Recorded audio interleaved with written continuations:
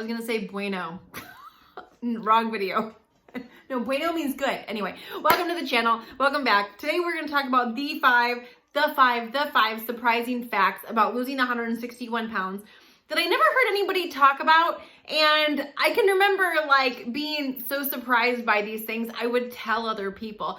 Have you ever like experienced something and you did something and you were like, I didn't know that was going to happen, or I didn't know that whatever. And so these are 5 things that completely surprised me in the process of losing 161 pounds. And so anyway, if you have not hit the subscribe button, hit the subscribe button. That way you get notified every single time we upload. If you have not jingled the bell, jingle the bell. I don't know why I always like point up like it's like you're right here or something. If you have not jingled the bell, jingle the bell. That way you get notified when we do upload videos. And we are live here on the channel every single Tuesday night. And so anyway, let's go ahead and dive right in. Number 1.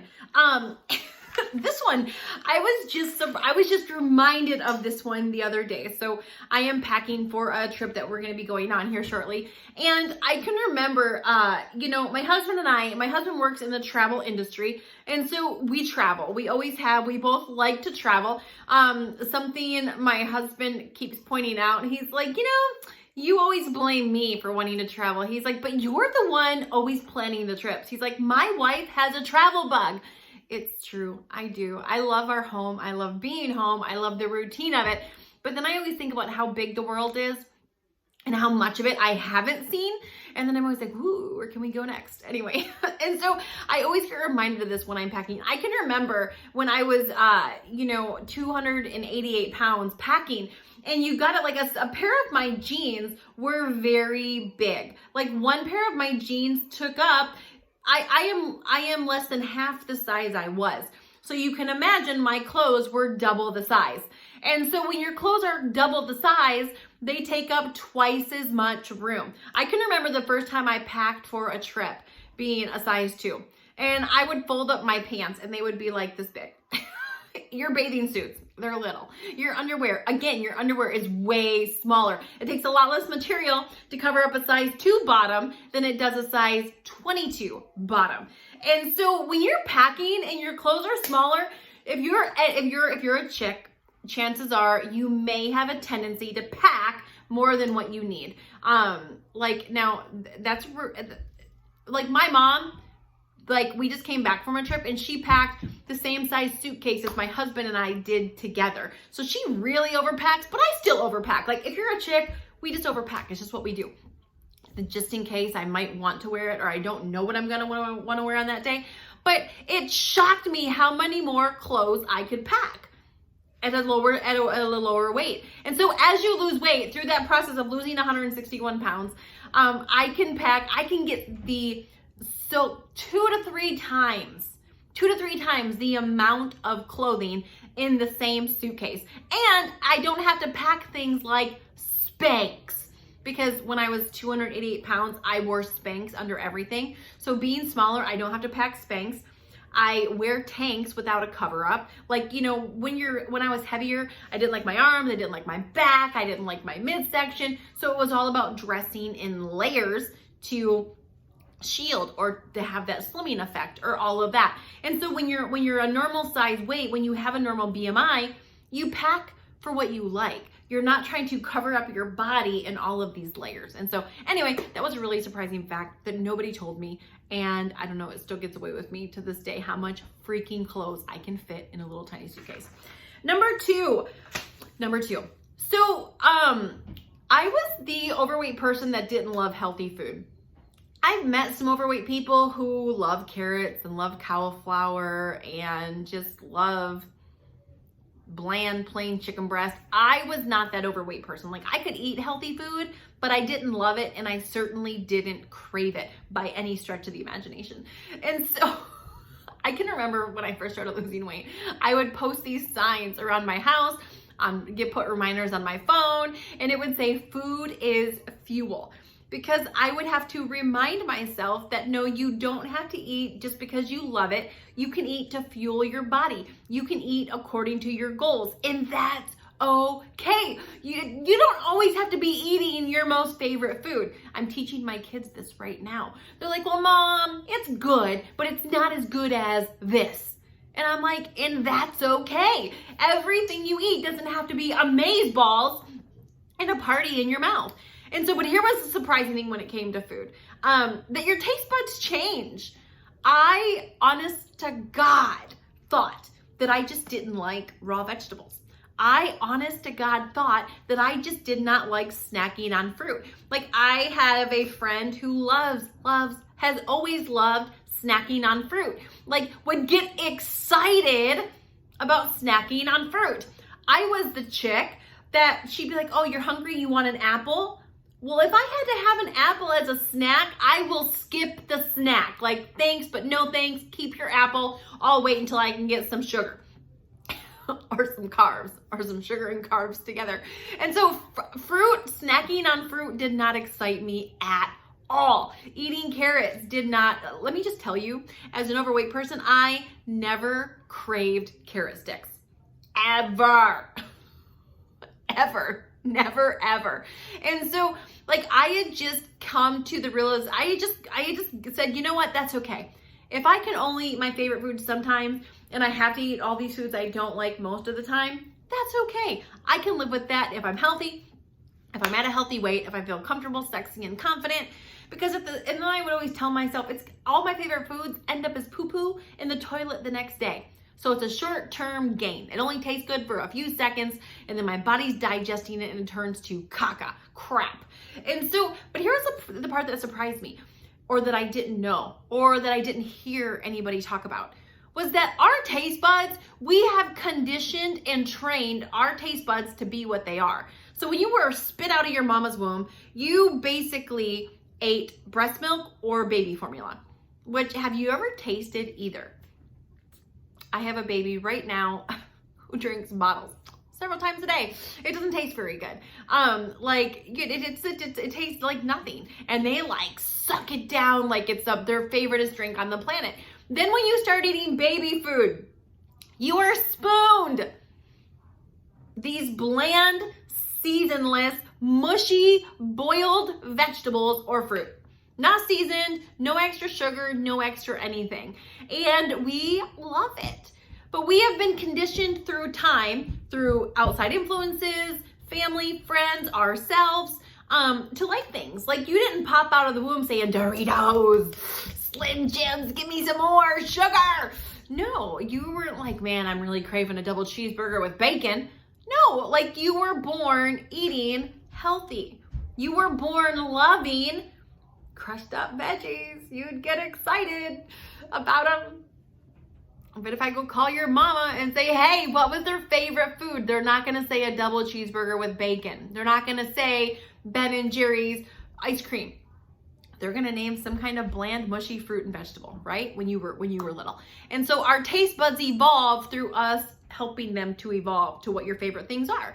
And so, like, with that being said, it is possible to also retrain. If you trained your taste buds, you can retrain them as well. And through time, I can remember forcing myself in the beginning to eat vegetables, forcing myself to drink water. I was a soda drinking, carb eating, sugar, whatever fiend, right? And it showed up in my body, 288 pounds. And at that time, I couldn't imagine being a vegetable lover, fruit craving, like protein shake drinking chick. Like, never imagined I would enjoy that life. However, let me just tell you, today, there are times I actually crave carrots. Shocking. Shocking. There are times where I get excited about my cauliflower and my healthy ranch dip for lunch. Like, I'm like, oh man, it sounds so good. I can't wait. In the mornings, like, I drink like this superfood shake every single morning. It helped me as I was losing weight not to have as much loose skin.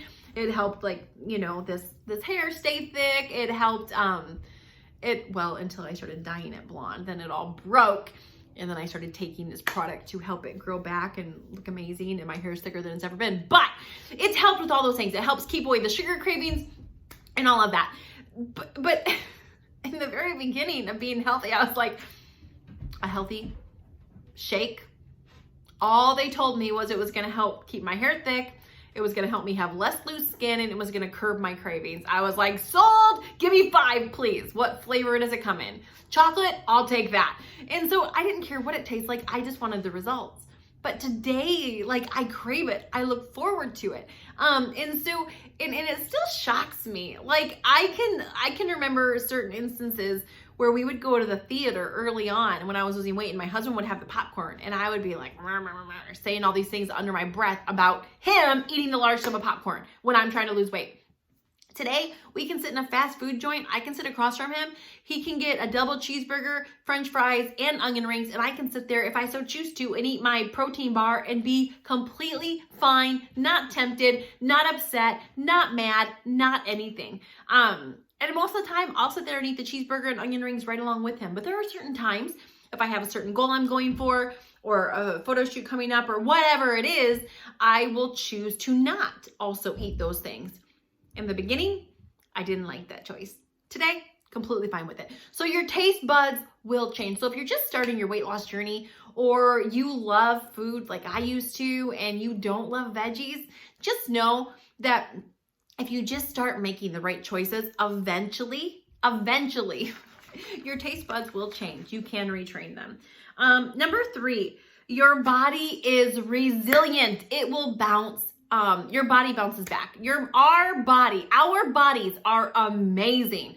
Like, it still shocks me that I've been overweight for my whole entire adult life. I've been obese or morbidly obese for most of my adult life. Topping the scale at 288 pounds, busting out of a size 22, stretch marks. I mean, I really put my body through the ringer for more than a decade.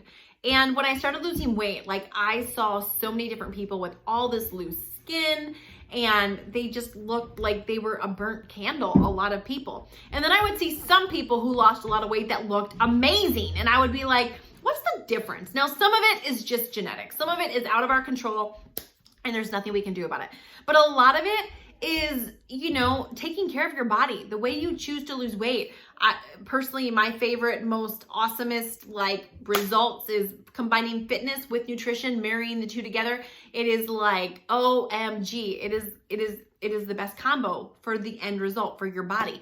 But it shocked me how resilient my body was. Sure, I still have stretch marks. Sure, there's still spots that I have loose skin. But the fact that I can put myself into a size 2, the fact that I can still wear a bikini, the fact that at pushing 40, my body still looks like what it does is shocking. Shocking. It's a process. And we actually have a video where we talked about the evolution of loose skin, because there is an evolution. Your loose skin when you start losing weight gets worse before it gets better. But eventually, if you stay the course, it will get better.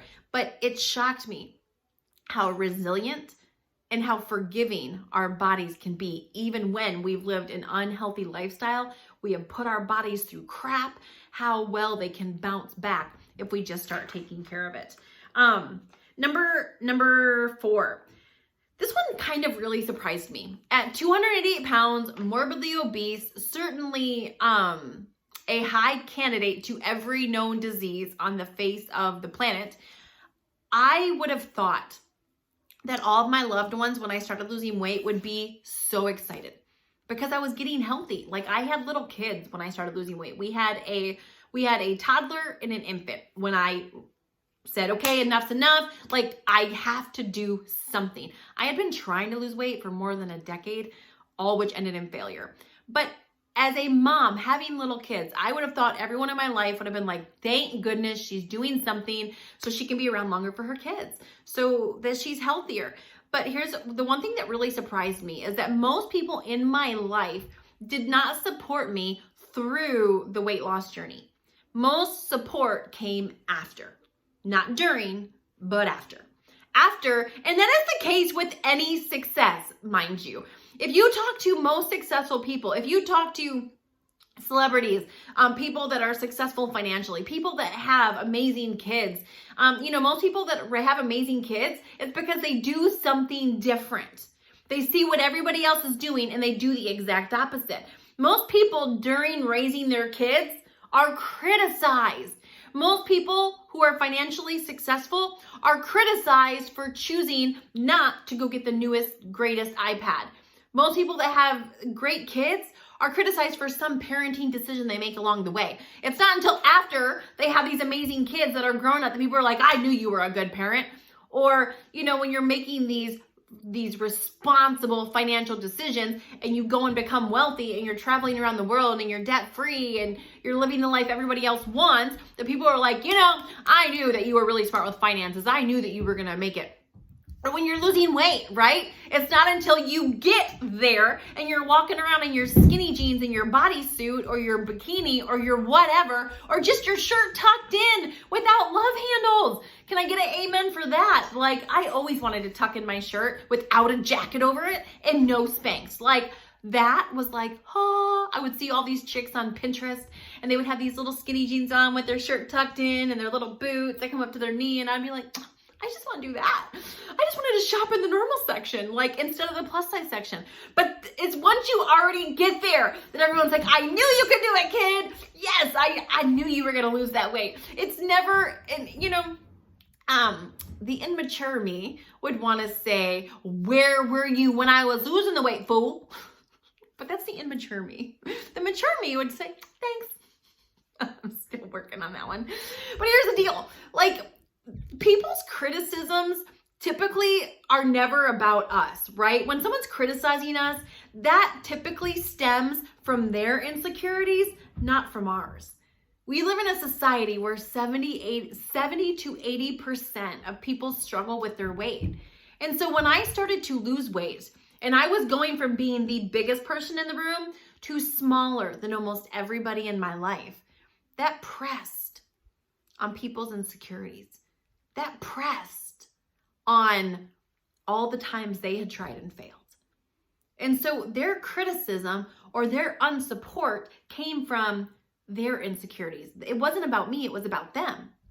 But there's always got to be somebody who leads the way.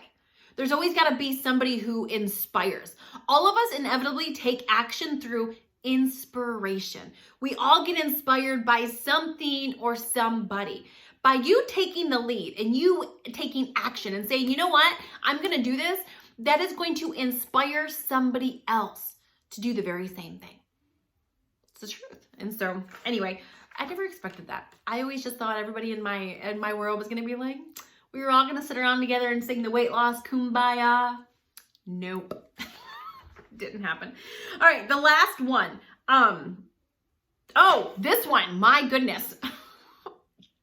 So again, I had convinced myself that in order to be skinny, I was pretty much going to have to starve, like suck on lemons and eat salad. So it shocks me to the very core how much freaking food I eat. Do you know, we're talking the quantity. I eat more food today than I did when I was 288 pounds.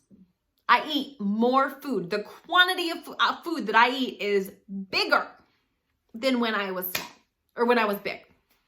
Isn't that crazy? The difference is what I choose to eat.